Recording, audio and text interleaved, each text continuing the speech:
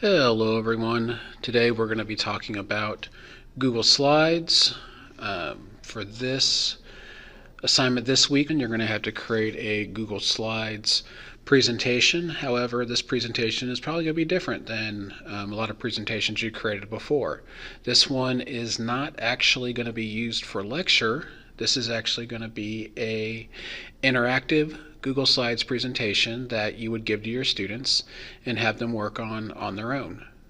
So, without further ado, let's go ahead and get started.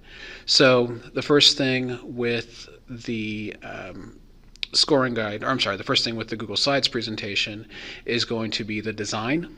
I don't really want you to use any of the themes that Google Slides provides. I'd kind of like you to go out and look at some third-party design templates that are available for free. There's three that I put in the rubric. One of them is Slide Carnival. Another one is Slides to Go. And then there's another one on here called Slides Mania. Now for the example that I'm about to show you, I actually got mine from Slides Mania. So let's go ahead and take a look at that real quick. So the reason I like these sites like Slides Go, Slides Mania, and Slides Carnival is because, yes, they do give you free design templates for PowerPoint as well as Google Slides, but they also don't make you go through the hassle of creating accounts and all that jazz. You can just pick which slide design you want to use, and then they ask you if you want to download it, and then they send it to either your Google Drive or they'll download it onto your computer. So they're really easy programs to use, and once you start working with them, you'll find that out for yourself. So going on down the rubric, the first thing that the second thing after the design is the title. And as you can see, I have a title on here. In this presentation, I'm actually going to talk about family game night and some board games and fun stuff like that. So make sure that you just have a nice little catchy title on there. With this one, you don't have to add course or grade level or anything like that. So just maybe something with an image and a nice creative title, and then you're good to go. After that, there are some directions I would like you to put in there. Just something that explains your goals and objectives in in a language that your students would be able to understand. Of course, what's the purpose of this presentation, and then just put some general directions on there. For the third slide, I wanted you to create an introduction video using Loom and embed it into this presentation. There is a second video connected to this activity that you need to watch that will show you how to do that. This video does not need to be any more than a minute long. If I skip down the rubric just a little bit, there's also some talk on there about some additional slides. This is kind of what I did to use for my additional slides. I kind of just did a little chapter opening for each one. So you're more than welcome to do that if you want to, or whatever you want to use for your additional slides, you're more than welcome to. But on this one, so the first game that I talked about is Monopoly, and I just gave a little brief history of Monopoly in there, how it got started, and then after that is where I put like the activity or the video or whatever interactive thing I decided that I wanted to do, which in this case is the Google Drawing. So I kind of just wanted to pause here for a second and make note that under no circumstance are you required to embed your Google Drawing from the previous assignment into this Google slide. I did require it during previous semesters. However, for this semester, I decided to go ahead and do away with it. However, I wanted to leave it in there just as an opportunity for an activity that you can add in if you want to. So once again, do not think that you are required to embed your Google Drawing into this slides presentation, because you are not. It's just an option if you want to do it. Okay? Thank you. The Google Drawing that you did in the previous assignment, you are more than welcome to use and put on this. So hopefully, when you created that Google Drawing, you had something in mind with that lesson or unit plan, and you can just continue it on into this Google Slides presentation. So the main thing that gets people confused with integrating the Google Drawing into the Google Slides presentation is really, how do you do it? So how do you grab everything that's in your Google Drawing and put it into the Google Slides presentation? You know, there's the whole preview mode and stuff like that, but there's really an even easier way to do it, where you just actually take what you put on the drawing, copy and paste it, and put it onto the Google slide. And I can actually show you how to do that here real quick. If you give me just a quick second, I can create a new slide below that. So as you can see, it's a blank slide. Let me go ahead and get rid of this real quick. It's just a blank slide, and what I want to do is put my Google Drawing on it. So what you go ahead and do is you just open up your Google Drawing in Google Drawings, and then on your keyboard you can type Control A, or if you have a Mac, you hit Command A. So either Control A or Command A, depending on what type of computer you use. For personal computers, you're going to use Control A. For Macs, you're going to use Command A. So once you do that, as you can see, it highlights everything that is on your Google Drawing.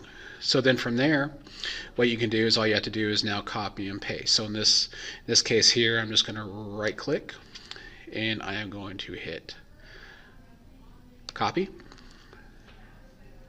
and then I'm going to go back to my slides presentation, and I'm going to right click on the slide, and I am going to hit paste. So the nice thing is, once it is pasted onto your Google Slides presentation, you'll notice that everything is still highlighted. So what it allows you to do is you can actually just move it around to where you want, how you want to, resize it how you want to.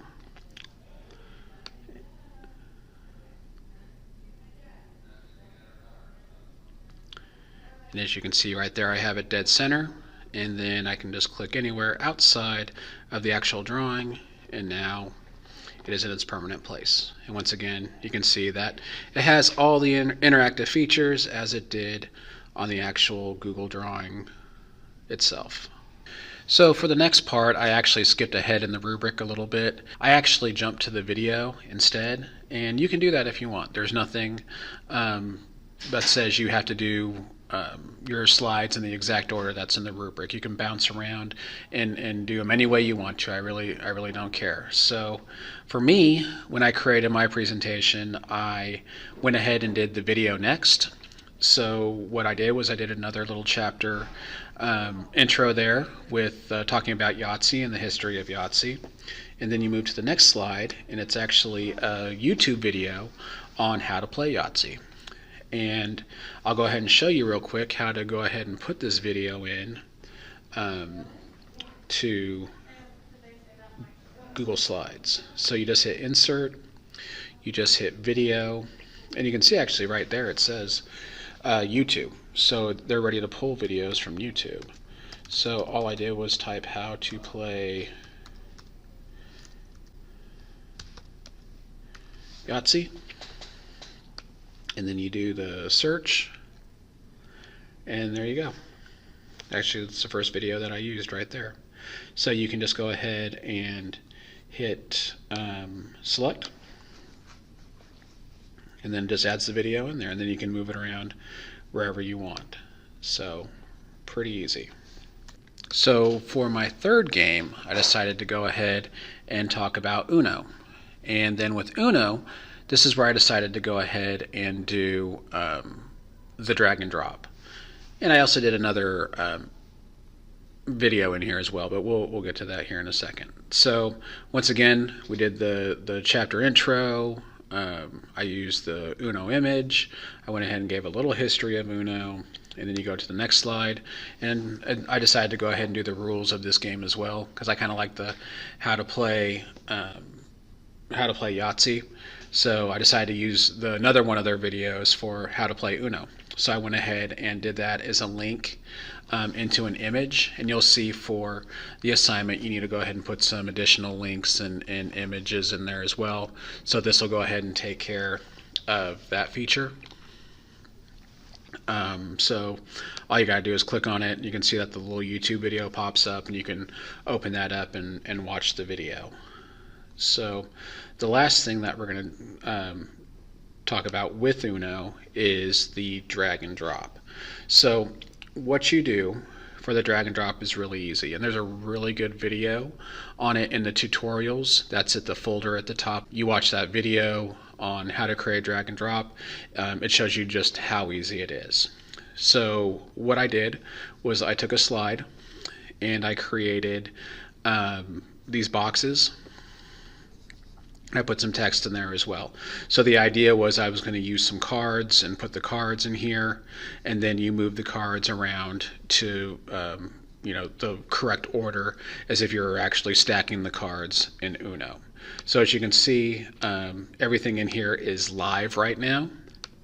And what that means is if you have a student that's working on this, and if they're moving the cards around, you'll see that actually, like if they accidentally grab something, they'll be able to move it around on the slide as well. But what we're trying to do is avoid that, and for the drag and drop, just create the essentials on there that need to be dragged and dropped. So what you do is that you take the slide presentation and you take a photo of it. And the way to do that is really easy. All you have to do is hit File and Download, and then just download a JPEG of the current slide. Then what that does is it downloads to your computer, and then you can add it back in as a background. So what I did then is, if you come down to the next one, you'll see that there are the same thing, only now it's an image, and now nothing can be moved around. So the way that happens is really easy. So what I did was I put a white slide on there, and to do that, since this theme didn't have white slides, what I needed to do was actually open a new Google Slides presentation and just take a blank white slide, and then you just copy it, and then you can just paste it into this presentation, which is pretty easy to do. So really, you just open up a new slides presentation, make sure that's blank and white, then you copy and paste that, and then you copy it, and then you just can paste it into this new presentation that you're working on. And then from there, you just click background, and then you just click choose image, and then you just upload your JPEG image into the slides presentation. And like I said, the video, the tutorial explains all that to you really, really well. So now what I'm going to do is talk to you about my drag and drop activity. So I showed you how to create your background as an image and put it into your slide presentation to make it to where nothing else moves. So what you can do now from here is you go ahead and put whatever objects you want to move into that presentation. So in this case, I was doing an Uno game, so I created and cut some Uno cards to put in here that could be dragged and dropped into different boxes around the slide. So what I want to do next is show you how I made these cards using the crop feature, as well as where I got them, which was in images. So rather than having to go search the browser, the Chrome browser, for different images, you can actually do all this within Google Slides. All you have to do is click Insert, Image, and then just search the web. And the nice thing about doing it this way is that any image that you pull from here is free to use. You have no copyright issues or anything like that, or any kind of restrictions, so you can go ahead and just grab these and use them as you want. So in this case, I actually used this stack of cards that was in Google Images. So all you have to do is just click on the image you want to use, and then click Insert, and then from there all I had to do was go in and cut, crop the image to any card that I wanted.